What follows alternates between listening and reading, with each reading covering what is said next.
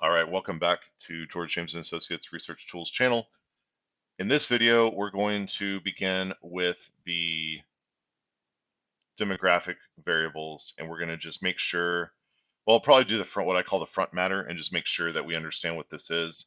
And then we're going to move to the demographic variables, and we're going to make sure that all of them can be transformed. And I'll show you how to do that. All right, so start date, end date. I don't really care so much about this, to be honest. They had a timer. The timing stuff is at the end, so this just comes with the data and the response type.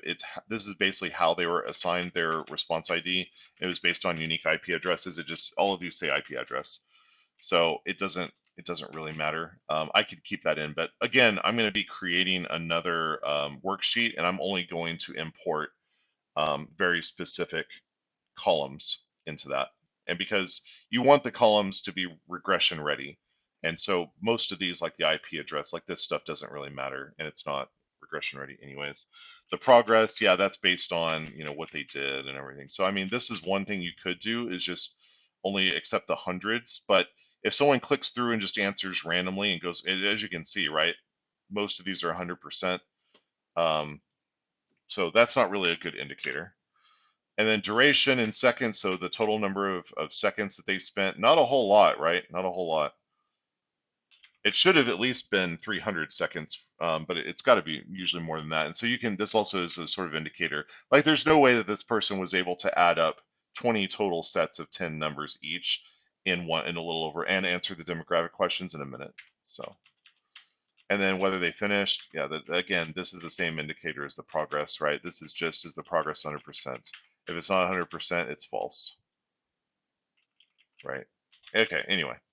And then the dates, consent letter, I agree. This is one thing, is some of them say no, and they still expect to be paid. So if they said, was the very first step in cleaning that I did before I made this mini video series. So if they say no, I note their response ID, I copy it, and I go on to Qualtrics and I report it and say, I'm not paying this person. They didn't agree. They didn't consent to participate. So, all right, here are the variables of interest, right? This is going to be your industry and your service category. And so,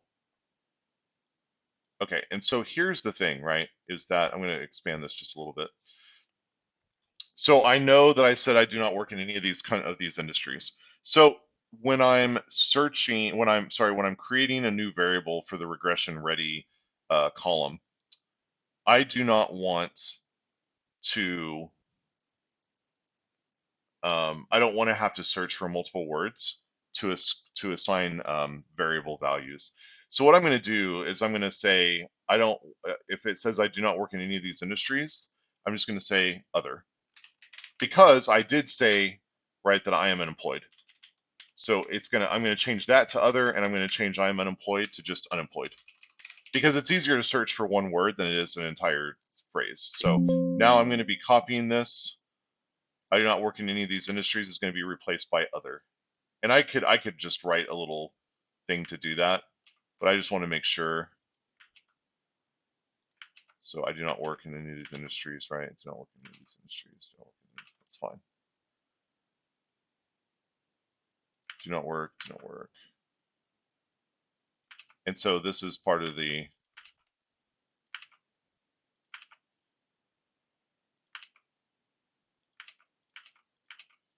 yeah. And I mean, as a researcher, this kind of tells me that maybe I should have done a better job in selecting the options that they could choose.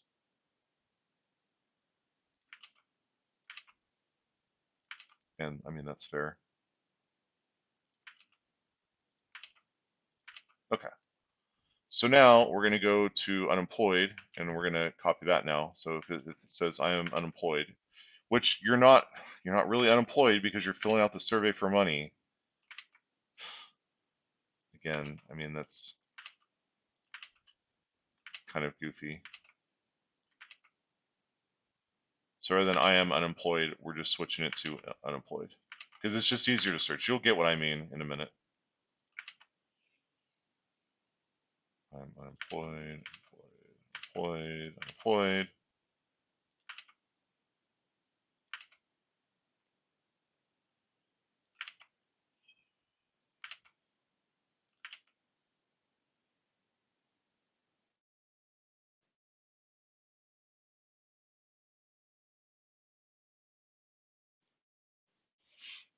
Okay, that should be good. The other thing too that I do with this is when I'm cleaning data, um, is what I like to do is you want to make sure that you always know which side is up. And so what you can do here,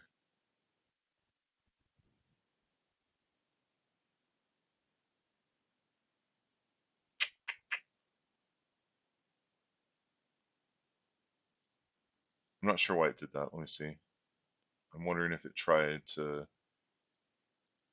Okay, yeah. So I think what happened is when I inserted the new column, it automatically took those first two rows and tried to wrap the text.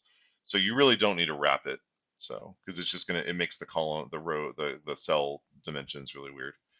Okay, so this is going to be, um, and you can just name it both because you're creating a variable that wasn't in the original Qualtrics survey. So here I'm going to do like response order, and it's just going to be equal this plus this, or plus one. And so I learned to do this the hard way, right? So we have 90, and so what we're going to do then is we're going to copy and we're just going to paste the values, because then you don't have to worry about a formula in case these get messed up, right? So we can check by looking at this. Okay, this looks good. All right. So why do we do that? Well, the reason being is because I'm not going to memorize the order of these things, right?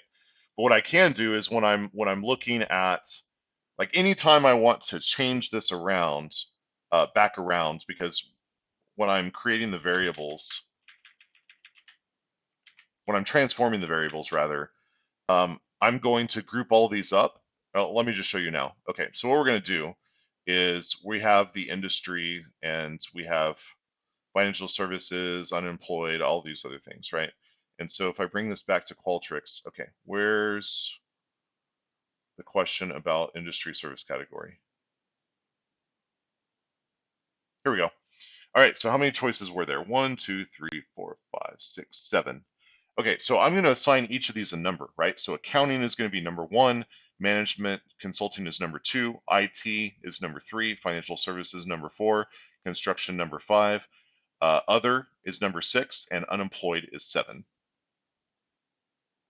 Okay, so what I'm going to do then is I'm going to keep that over here on the other screen, so that way I can, and again, I have to now insert, and this is going to be, uh, this is, you want to use just whatever, right, whatever, and it's useful if you either italicize them, or you can fill in the background, right, with color, or whatever it is that you want to do. So anyway, um, so what we're going to do then, and again, so you can either change these around. There's two ways to do it, and I can show you both ways. So the first way is you do this and you go equals if, and then what's the logical test? If this equals, and then you have to get it exactly, right? So you have to say accounting,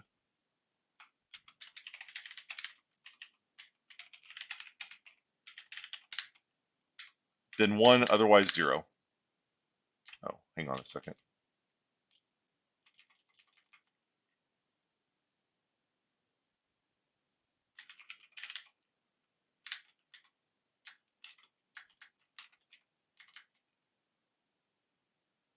Oh, I see. Okay,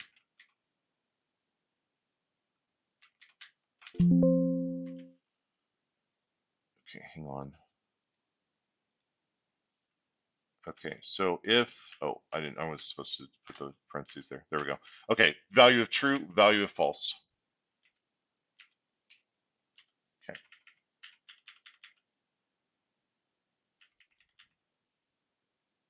So the problem with doing this is that you're going to have to do some nested statements.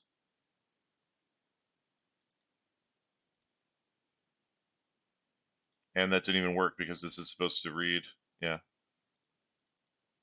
Yeah, so you've got to really get your conditionals and everything down. So I think a simpler way of doing it, if you're not the best at doing nested conditional statements, is what you do is you say, okay, I'm going to highlight this column and I'm going to sort, you can do A to Z, right? And so then what you're going to do is we said that accounting and bookkeeping is a 1, right? So then what we're going to do is we're just going to highlight this as a 1. And then construction is 5. So all the constructions are bunched together. So we're just going to go like this and make them a 5. Financial services is a 4. So we're going to do the exact same thing here. And for right now, we're going to skip over this. I don't. It's annoying that they do. I'm sure there's a way to make it where when you're sorting, you're not sorting the first 2 columns. But it doesn't matter because this is exactly why, right? This is exactly why I did the response order, because I can do response order and then sort them to make sure that I'm right side up at the end after I do this. So it'll be I'll make it where it goes back to 1, 2, 3, 4, 5, 6, and so on. All right, IT is this is 3. Management and consulting is 2. Other, this is going to be a ton of people. Yeah, it's going to be a ton of people. This is going to be 6.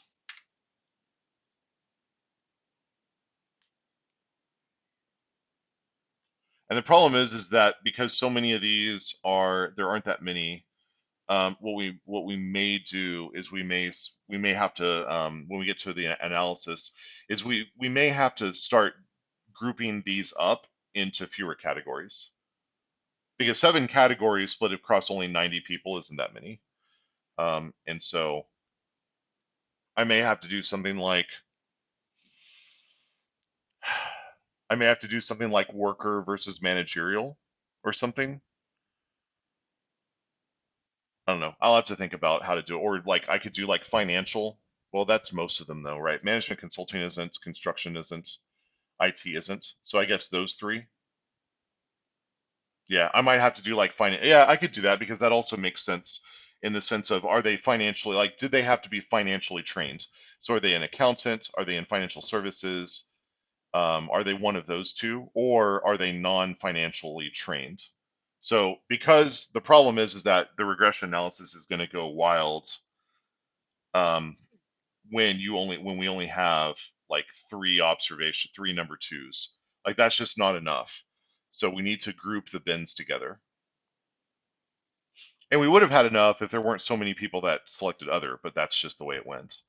And then unemployed, this is 7. So all right, so 7, 6,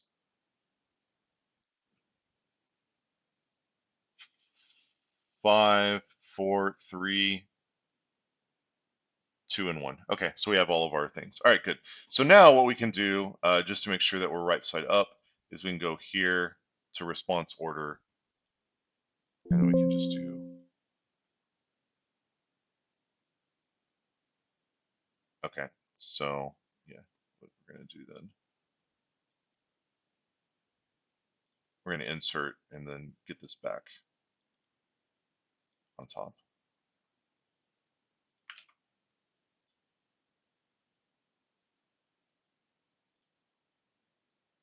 Okay. I think technically this is supposed to be above this, but I don't think it, I guess.